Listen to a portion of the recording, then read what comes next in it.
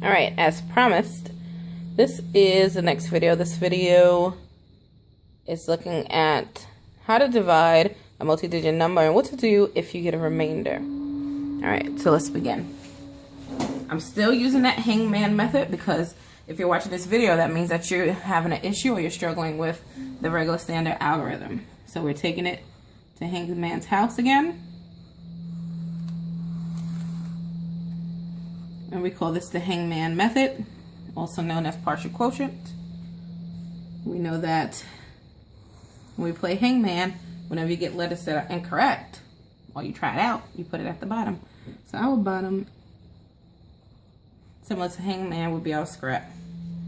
So now, like we did in the last video, if you did not see it, make sure you watch that one. We're trying to multiply something by our divisor to get us close to our dividend. So we know that 25 times 10 is 250. That's kind of small. We know that 25 times 100 is 2,500, which is too large. So we need to meet somewhere in the middle. So we need to think in terms of what can I multiply 25 times that's going to get me closest to that 1,000. I know that 25, when I think of 25, I think about 25 cents, I think about money. So earlier I said that 25 times 4, actually I didn't, but I know that 25 times 4 is 100 because 4 quarters will give me $1. We talked about earlier 25 times 10 being 250, which is, it's larger than 100, but I want to show you where I'm going with this. If 25 times 4 is 100, then what would 25 times 40 be? 25 times 4 is 100, and add the 0 in. That's 1,000. So if I multiply 25 times 40, that's going to give me close to the dividend, and that means I'm really close to my answer. So let's use the 40. 25 times 40 is 1,000, so we subtract the 1,000 here. 2 minus 0, 2 minus 0, and we know that it's 0, 0. Now, as you notice, like I said when I started the video, we're going to look at what to do when you get a remainder. So pay close attention. 22 is smaller than 25, which means I'm now going into decimal territory.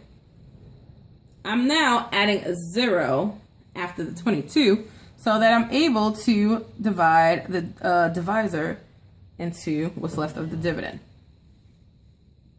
So I asked myself, what can I multiply 25 by to get me close to 220? That brings us back to our scrap. 25 times 4 is 100. So if 25 times 4 is 100, that means 25 times 8 is 200, right? Because I'm saying that 4 quarters is $1, 8 quarters is $2. So I'll put my 8 here. And as a matter of fact, what I like to always do when I do this is to line it up properly.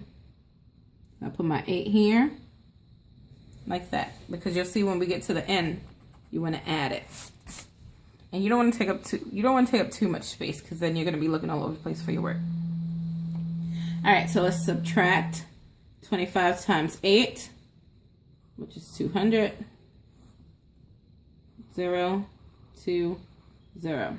So we're back to this 20 again, and once again, like I said before, when what's left of your dividend is less than your divisor, you must add a 0. You must add a decimal. But at this point, we already finished with the 10th place.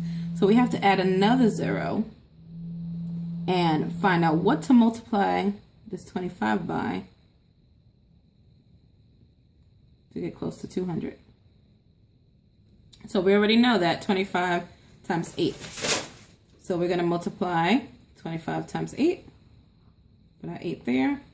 Subtract the 20, or the 200, I'm sorry. And that gives us 0.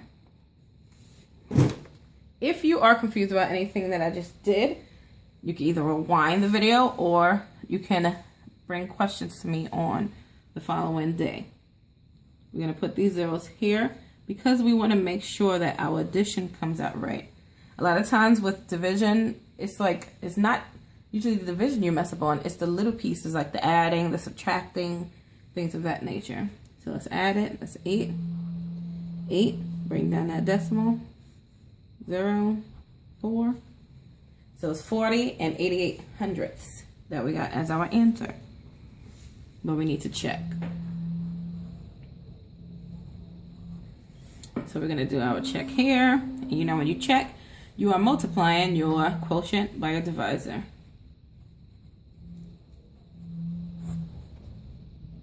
So 40, 88 hundredths.